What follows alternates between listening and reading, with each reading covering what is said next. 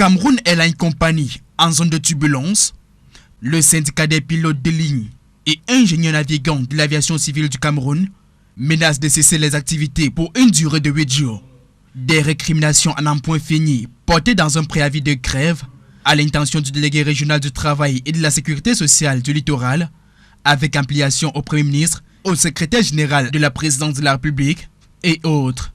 Le SPINAC met en garde sur des menaces graves à la sécurité des vols du fait de l'instauration et du maintien d'un climat délétère des tensions sociales explosives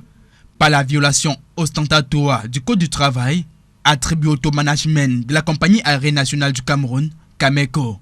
Déplore l'inertie des instances décisionnelles et managériales face à la décrépitude de la compagnie, patrimoine national du Cameroun, ce par omission de la maintenance. Aussi mis en index, le conflit d'autorité entre les pilotes militaires soumis aux ordres et les pilotes civils soumis à la réglementation civile, tout comme le refus de régulariser le salaire des pilotes suite aux modifications unilatérales et illégales des contrats de travail et un système de rémunération discriminatoire aux grandes dames des nationaux et au profit des expatriés, pour n'évoquer que ces quelques points. À Cameco, une source bien introduite dénonce la mauvaise foi des syndicalistes, non sans vanter les acquis, ainsi que les avancées enregistrées ces dernières années en ce qui concerne notamment le renouvellement de la flotte et l'amélioration des conditions de travail du personnel. Une rencontre prévue selon notre source dans les prochains jours entre les frondeurs et le top management.